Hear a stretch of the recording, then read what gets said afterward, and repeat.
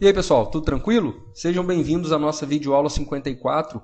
Hoje a gente vai começar esse nosso encontro tratando um pouquinho da NR20, que é a norma regulamentadora que fala sobre os líquidos combustíveis e inflamáveis, né? Como todo nosso encontro, a gente faz questão de frisar, o nosso intuito é o de mostrar o lado prático das NRs. E a NR20 é uma norma muito técnica, ela fala basicamente de distanciamento entre recipientes, de armazenagem, etc. Né? E não é o nosso objetivo tratar desse aprofundamento técnico, até porque você tem o texto da norma para consultar. Né? Então, hoje na NR20 a gente vai tratar principalmente de algumas definições que a NR traz para a gente, né? Mas que na primeira leitura pode parecer um pouco, pode apresentar, melhor dizendo, um pouco de dificuldade. Tá? Então vamos começar pelo começo. Né? O item 20.1.1, o que ele fala para a gente? Para efeito dessa NR, fica definido líquido combustível como todo aquele que possua ponto de fulgor igual ou superior a 70 graus Celsius e inferior a 93,3 graus Celsius. Trocando em miúdos, a gente tem o quê? Que o líquido combustível é aquele cujo ponto de fulgor está compreendido entre 70 e 93,3 graus Celsius. Claro que vai surgir a pergunta, o que é ponto de fulgor? Né? Ponto de fulgor, gente, é a temperatura mínima na qual um líquido inflamável libera vapores em quantidade suficiente para provocar uma explosão momentânea através de uma fonte externa de calor. Ainda ficou complicado? Vamos apresentar essa imagem aí. Essa imagem eu tirei de um vídeo no YouTube que mostra a determinação do ponto de fulgor de uma amostra de diesel. Tá? O que vocês têm aí? Vocês têm o diesel que está depositado no recipiente e uma fonte externa, aquela haste preta com uma chamazinha. Né? Vai aquecendo o óleo diesel, vai aquecendo o óleo diesel, vai aquecendo o óleo diesel. Chega um momento que ali em cima tem uma mini explosão. Aquele é o ponto de fulgor. Né? Aquele é o ponto de fulgor. Então, voltando para a definição, o que é esse ponto de fulgor? É aquela temperatura cujo líquido, lógico, tem que ser um líquido inflamável. Você não vai fazer isso com água. Né? Foi aquecendo, ele foi liberando vapores no ambiente onde ele está instalado, né? Depositado, vamos dizer assim. Né? Então, vai chegar um momento que a quantidade de vapor vai ser suficiente para, na presença de uma centelha, ele ter aquela explosão momentânea. Esse é o ponto de fulgor. Tá? Então, o líquido combustível é quando esse ponto de fulgor está entre 70 e 93,3. Ok? Já o líquido inflamável é todo aquele que possui esse ponto de fulgor inferior aos 70 graus. E pressão de vapor que não exceda 2,8 kg por centímetro quadrado a 37,7 graus Celsius. Né? Vamos trazer a mesma definição que a gente trouxe para combustível. Se o líquido combustível, o ponto de fulgor, está entre 70 e 93,3, o líquido inflamável ele é menor, o ponto de fulgor é menor que 70 graus.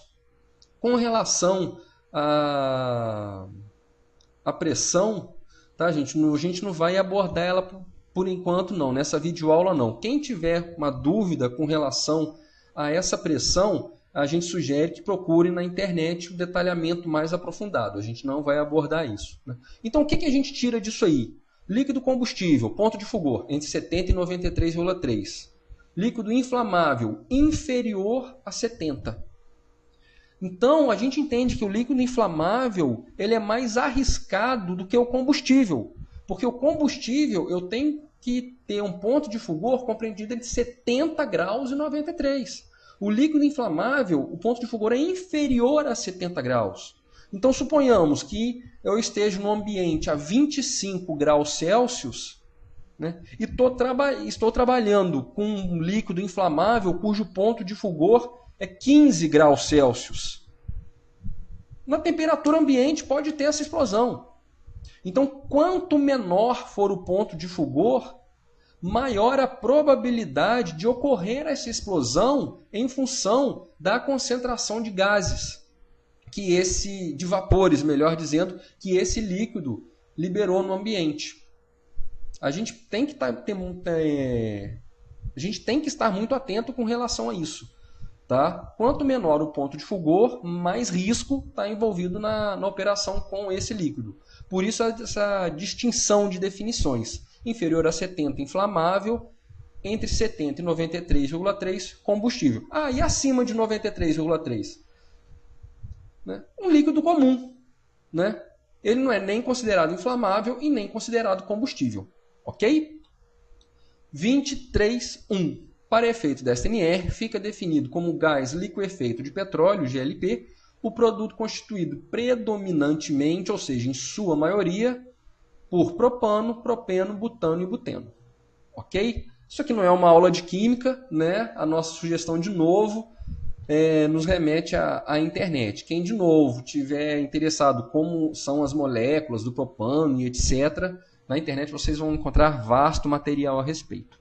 Né? E o 20.4.1 fala que aplicam-se aos outros gases inflamáveis os itens relativos ao GLP. Ok? Então, resumindo a NR20, o líquido combustível, ponto de fulgor entre 70 e 93,3, né? O líquido inflamável, ponto de fulgor inferior a 70 graus, GLP, propano, propeno, butano e buteno, os outros gases aplicar a mesma coisa que o GLP. Ok? Pessoal, a NR20 a gente termina aqui, vamos direto para a NR21, trabalho a céu aberto.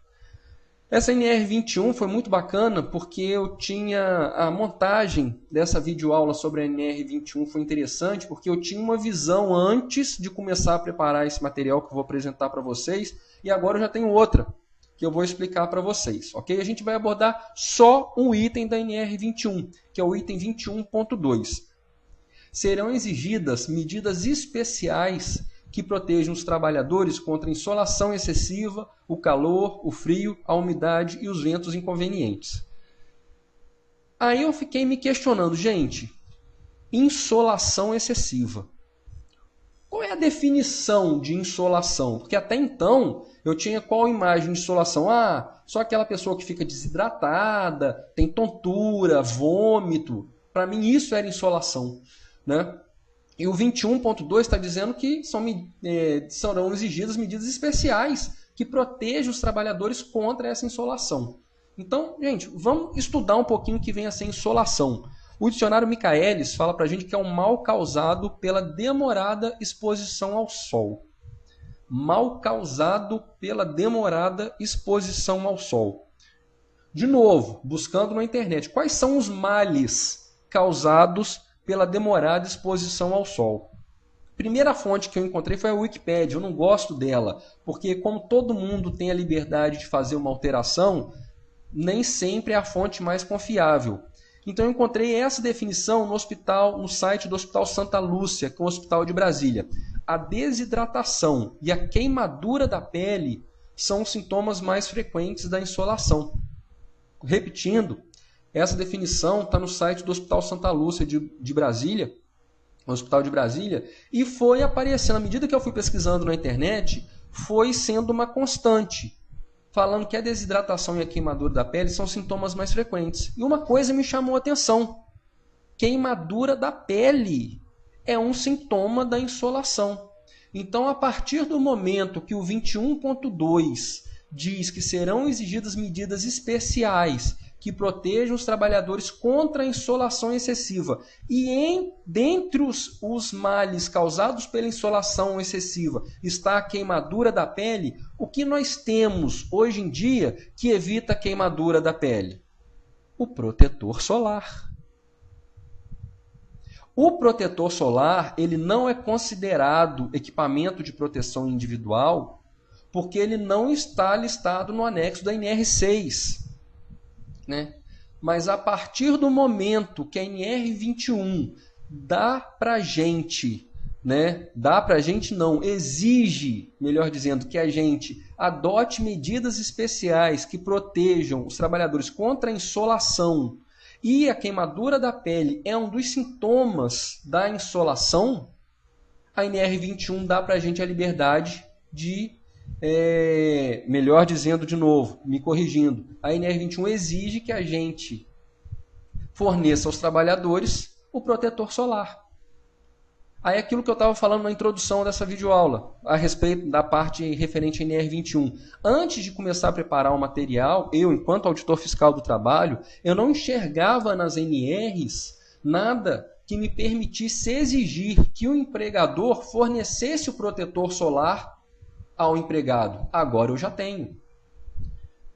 Imediatamente, assim que eu terminei esse material, eu já alterei todos os meus termos de notificação, são padrões que eu tenho, que a gente aqui na Superintendência em Maceió, a gente elaborou termos de notificação específicos para cada ramo de atividade. Imediatamente, uma delas, a construção civil, a gente já colocou lá. Fornecer o protetor solar à totalidade dos trabalhadores expostos à insolação excessiva, conforme determina o item 21.2 da NR21. Matou o problema. Tá? Então, com base na NR21, tá aí para você que trabalha na área de segurança, você que é técnico de segurança do trabalho, pode passar a exigir da empresa o fornecimento do protetor solar com base no item 21.2, ok? Gente, da NR21, só isso. NR22, mineração. Eu jamais teria a audácia de falar sobre mineração para vocês, sendo que eu nunca pisei numa mina. Tá? O único contato que a gente teve com a NR22 foi durante o nosso curso de formação, assim que a gente entrou para o Ministério do Trabalho e Emprego. Desde então eu nunca mais tive contato nenhum com a NR22, por isso que a gente não vai abordar a NR22, por falta de conhecimento técnico da nossa parte, ok? Peço desculpas para quem aguardava alguma coisa a respeito da NR22, mas infelizmente a gente não vai ter essa audácia, digamos assim, e por isso a gente passa para a NR23, que é proteção contra incêndios. Né? Em maio de 2011, foi publicada uma portaria alterando muita coisa do texto da NR23 e ela ficou bem reduzida. Né? Então, para a gente não simplesmente fazer uma leitura da NR23, a gente resolveu fazer um resumo. Então, resumindo a NR23, a gente tem o que na NR23? Ela fala que todos os empregadores devem adotar medidas de prevenção de incêndios em conformidade com a legislação estadual e as normas técnicas aplicáveis. Esse é o primeiro item da NR23. Né? Fornecer informações sobre equipamentos, procedimentos e dispositivos relacionados ao combate de incêndio e dotar os ambientes de trabalho de saídas de emergência que permitam uma evacuação rápida e segura. Gente, esse é o resumão da NR23. Né? Claro, no nosso blog, sabinoSST.blogspot.com, vocês vão ter acesso à leitura, né? Ao texto completo da NR20, da 21, da 22 e da 23. E no nosso site, né, vocês encontram também os links de acesso a todas as NRs, ok? E, gente, ficamos por aqui, né? Mais uma vez, eu agradeço a atenção de vocês e, claro, continuamos à disposição no Orkut, no Gmail, no Facebook, no Twitter e, como sempre, né, obrigado mais uma vez, nosso abraço a todos, fiquem com Deus e até a próxima. Valeu, galera, até o próximo encontro.